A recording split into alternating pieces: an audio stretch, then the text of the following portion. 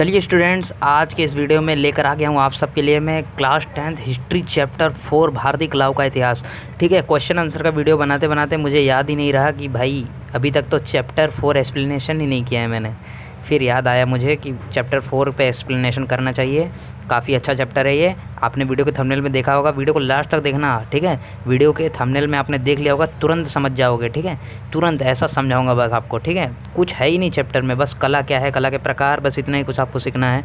और भारत की कौन कौन सी प्रकार की शिल्प कला है, चित्रकला है, ठीक है, इनके बारे में आपको इस चैप्टर में क्या करना है, सीखना है। काफ़ी अच्छा चैप्टर और बढ़िया है, मज़ेदार है, आपको तुरंत समझ में आने वाला है। चलिए बिना कुछ चीज़ की देरी कर रहे हैं, तुरंत स्टार्ट करते हैं। सबसे पहला क्या है, कला। ठीक है, आप समझ रहे होंगे, बुक लेकर अभी इस लेक्चर में नहीं पढ़ा रहा हूँ मैं। ठीक है, बुक लेकर नहीं पढ़ा रहा हूँ आपको, बस देखिए आपको पॉइंट वाइज कला का क्या होता है, आखिर कला में इसके पॉइंट देखिए, आपको बता रहा हूँ यहाँ पर।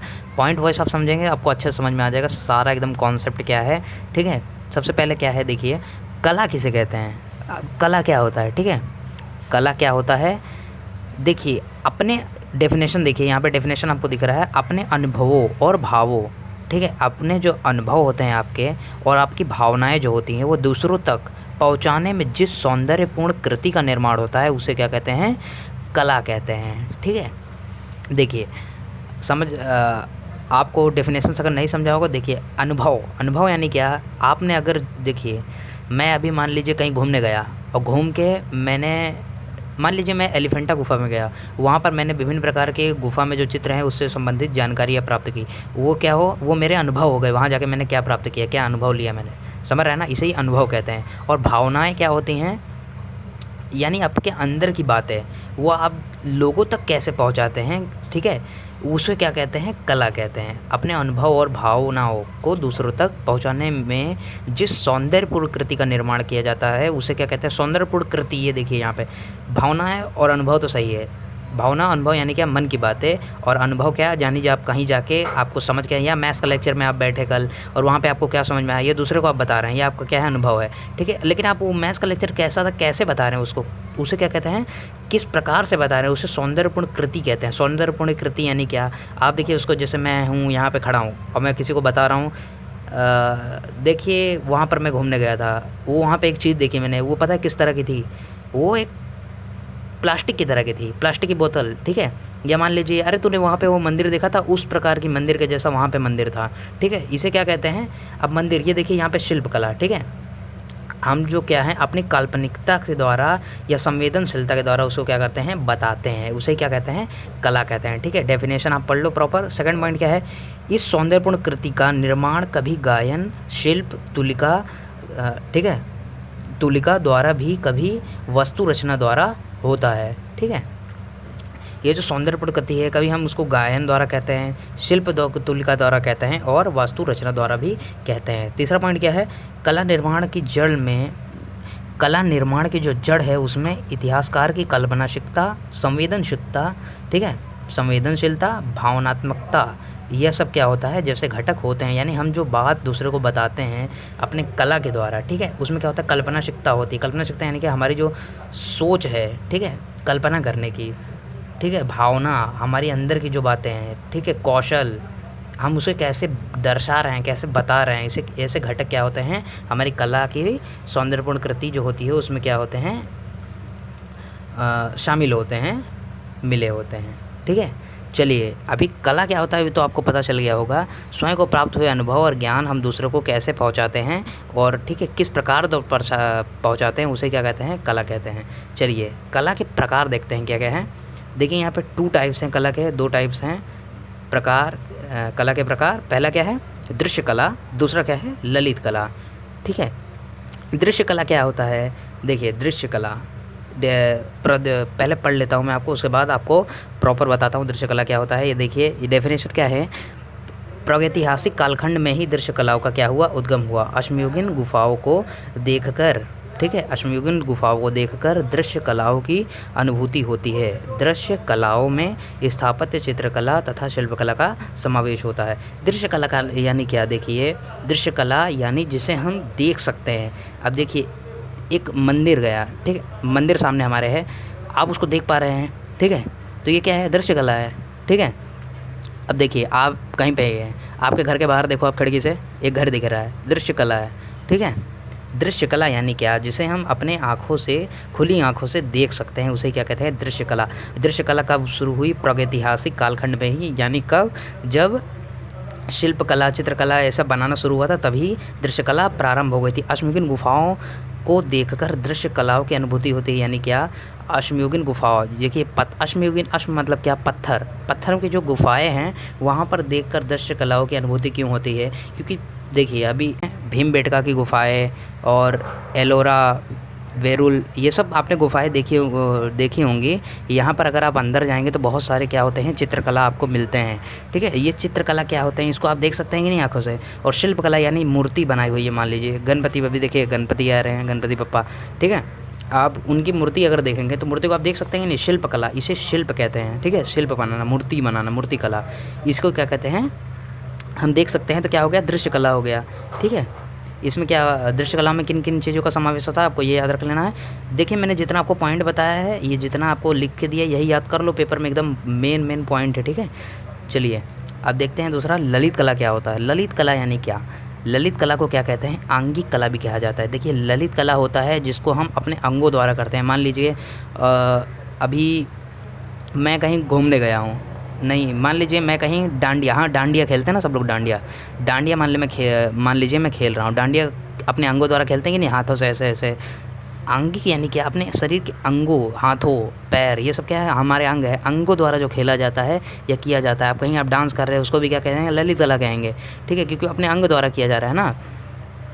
और ललित कलाओं में क्या होता है, गायन, नृत्य, नाटक आदि का समावेश होता है। अब देखिए इन चीज़ों का समावेश होता है, देखते हैं कैसे।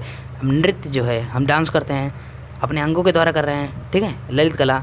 गायन क्या कर रहा है, हम अपने गायन गाते भी तो मुँह से ही है ना, तो ये भी क्या हो रहा है, हमारे अंगों द्वारा हो रहा है कि नहीं, तो इसे क्या कहेंगे, ललित कला। नाटक, अब कुछ नाटक आप कर रहे हैं, उसमें भी आपके शरीर के अंगों का इस्तेमाल होता है, इसे क्या कहेंगे, ललित कला कहेंगे।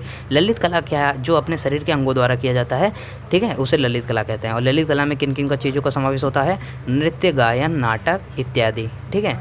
चलिए अब देखते हैं कला की, हमने क्या देखा, प्रकार देखे, कौन से, 2 प्रकार देखे, दृश्य कला और ललित कला। अब देखते हैं कला की परंपराएं, ठीक है। कला की कितनी परंपराएं हैं, कला की भी 2 परंपराएं हैं। पहला क्या है, लोक कला, दूसरा क्या है, अभिजात कला। लोक कला क्या होता है, लोक कलाओं में जो अभी सामान्य लोग होते हैं, अश्मयुगीन काल से क्या होता है, पहले मैं पढ़ के आपको बताता हूँ। अश्मयुगीन काल से लोक कलाओं की परंपरा चली आ रही है। लोक कलाओं की अभिव्यक्ति लोगों के दैनिक जीवन से संबंधित होती है, इसलिए यह अभिव्यक्ति उत्स्फूर्त होती है। सॉरी, हमें को पढ़ना है, थोड़ा जम नहीं रहा था। उत्स्फूर्त होती है, ठीक है। लोक कला, लोक कला क्या है, देखिए लोक कला यानी जो लोगों द्वारा विभिन्न प्रकार की कार्य किए जाते हैं, उसे क्या कहते हैं, लोक कला। अश्मयुगीन काल से ही क्या है, चला आ रहा है लोक कला, ठीक है। लोक कलाओं की अभिव्यक्ति क्या होती है, लोगों के दैनिक जीवन का हिस्सा होती है, ठीक है। लोक कला क्या होता है, अखंड रूप से देखिए, लोक कला अश्मयुगीन कालखंड से चली आ रही है, पहला पॉइंट। उसकी अभिव्यक्ति क्या होती है, लोगों के प्रतिदिन जीवन का अंग होती है। परिणाम स्वरूप यह पद्धति होती है, अधिक क्या होती है, उत्स्फूर्तपूर्ण होती है, ठीक है। लोक कला का निर्माण क्या होता है, लोक कला जो होता है उसका निर्माण क्या होता है, लोगों के प्रत्यक्ष सहभाग द्वारा होता है। जो लोग होते हैं यानी हम, आप। अब देखिए लोक कला, अब कोई डांडिया खेल रहा है, सब लोग इकट्ठे होकर खेल रहे हैं, इसे क्या कहेंगे, लोक कला कहेंगे, ठीक है।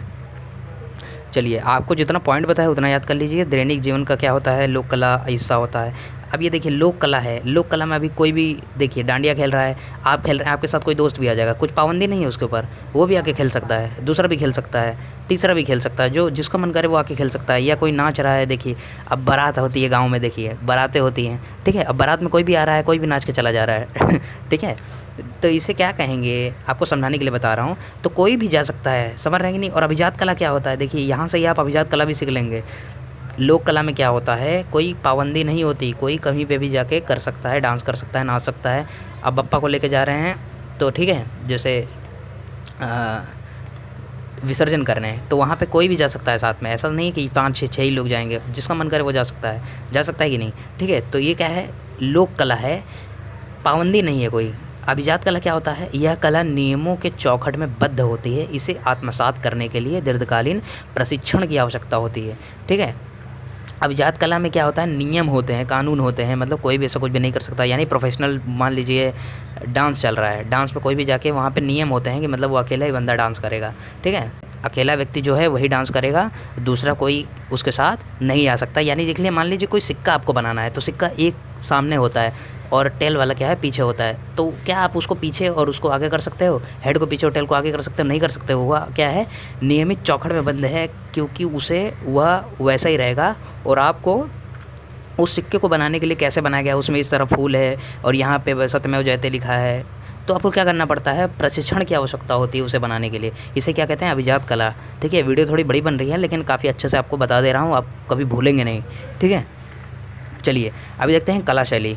कला शैली क्या होता है, जब कोई पद्धति परंपरा का स्वरूप धारण कर लेती है तब उस कला शैली को क्या होता है, जब कोई पद्धति क्या करती है, परंपरा का स्वरूप धारण करती है, तब वह कला शैली के नाम से जानी जाती है। ठीक है, अभी कोई पद्धति है, मान लीजिए कुछ चीज़ बनाने की कोई पद्धति है, इसे ऐसे करना है, यानी दूध से दही बनाने की पद्धति मान लीजिए, इसे क्या कहते हैं, पद्धति कहते हैं। अब वो पद्धति जो होती है, अब देखिए कुछ लोग होते हैं परंपरा मान लेते हैं, यानी हमारे पूर्वजों के समय जो चली आ रही है उसे क्या कहते हैं, परंपरा कह देते हैं। तब वो क्या होता है, एक कला शैली का नाम से जाने लग जाती है। सेकंड क्या है पॉइंट, प्रत्येक कलाकार की कला शैली स्वतंत्र होती है।